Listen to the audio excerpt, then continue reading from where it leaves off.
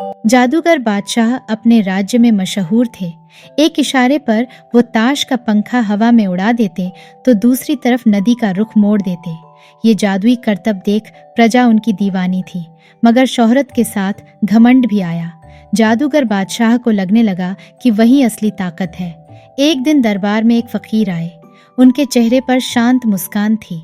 जादूगर बादशाह ने पूछा, फकीर, तुम क्या चाहते हो? फकीर बोले, हुजूर, सुना है आप जादू के धनी हैं, लेकिन असली ताकत जादू में नहीं, दिल में होती है। जादूगर बादशाह को ये बात चुभ गई। उन्होंने फख्र से कहा, मैं अपनी एक छड़ी घुमाकर तुम्हें मिटा सकता हूँ, यही असली ताकत है। फकीर मुस्कुराए और बोले, ताकत दिखाने से नहीं, सही वक्त पर इस्तेमाल करने से पहचानी जाती है। चलो थोड़ा घूमते हैं। जादूगर बादशाह फकीर के साथ जंगल की सैर पर निकले। रास्ते में एक तेज रेगिस्तानी तूफान आया। रेत का बवंडर उन्हें घेरने लगा।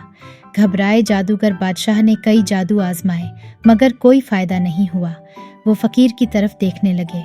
फकीर ने शांत स्वर में कहा, पहले घबराओ मत, प्राकृतिक ताकतों से लड़ने की कोशिश बेकार है। उन्होंने रेत में एक गड्ढा खोदना शुरू किया। जादूगर बादशाह उनकी मदद करने लगे। मिलकर उन्होंने रेत में एक छोटा सा आश्रय बना लिया। तूफान थमने के बाद बाहर निकले तो चारों तरफ तबाही मची थी, लेकिन उनका बनाया आश्रय उन्हें सुरक्षित रखने में कामयाब रहा। जादूगर बादशाह दंग रह गए। उन्होंने फकीर से पूछा, आपने तो कोई जादू नहीं किया, फिर हम बच गए? फकीर बोले, बुद्धि और समझदारी असली ताकत है। जादू का इस्तेमाल सही वक्त पर दूसरों की भलाई के लिए करना चाहिए। जादूगर बादशाह को अपनी गलती का एहसास हुआ।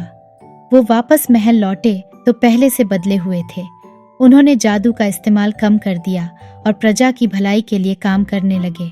वो सूखे से जूझते खेतों में बारिश लाने के लिए जादू करते, बीमारों का इलाज कराते और प्राकृतिक आपदाओं से बचाने के लिए जतन करते। कुछ ही समय में उनका राज्य खुशहाल हो गया।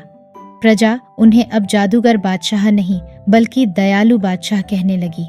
ये कहानी हमें सिखाती है कि असली ताकत दिमाग, मेहनत और दूसरों की मदद करने की भावना में होती है। जादू दिखावा मात्र है। हमें अपनी शक्तियों का सही इस्तेमाल करना चाहिए और दूसरों के भले की सोच रखनी चाहिए।